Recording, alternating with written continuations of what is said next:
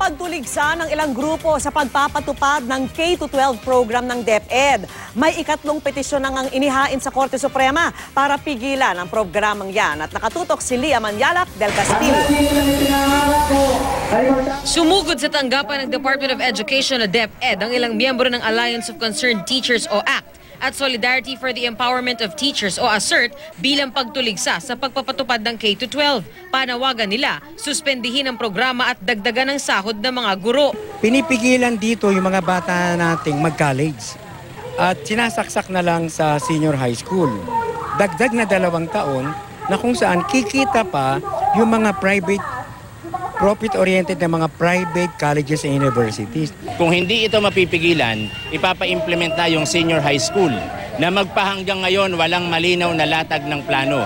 Walang malinaw na classroom, walang tiyak na magtuturo, walang tiyak kung ano ang mga programang i-offer.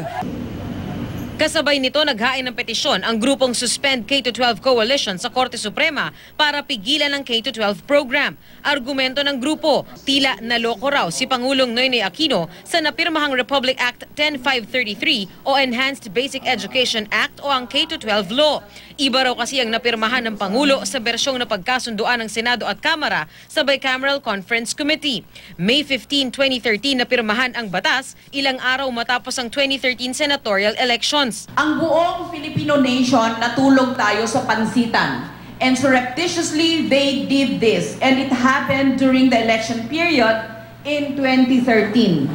Siguro inisip nila walang makakapansin. Sa BICAM version, kasali ang mga magulang, mga guro at National Commission for Culture and the Arts o NCCA sa bubuuing Curriculum Consultative Committee. Pero sa napirmahang bersyon ng Pangulo, tinanggal daw ito lahat at napalitan ng mga kinatawan ng Business Process Outsourcing o BPO industry. Sa BICAM version, pinapa-repeal din ang batas na nagtatakdang isali sa curriculum ang buhay at mga nobela ni Jose Rizal. Pero sa pinirmahang batas, ibinalik ito.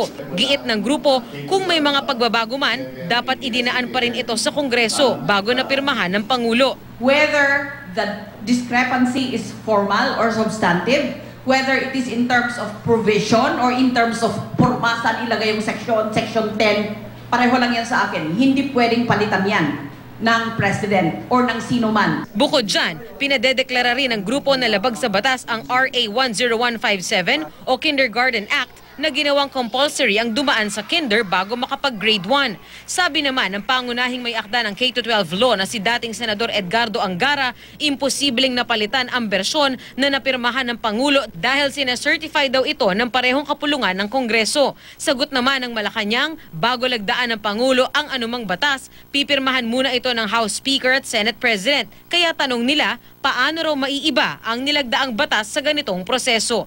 Lia Manyalak del Castillo, nakatutok, 24 oras.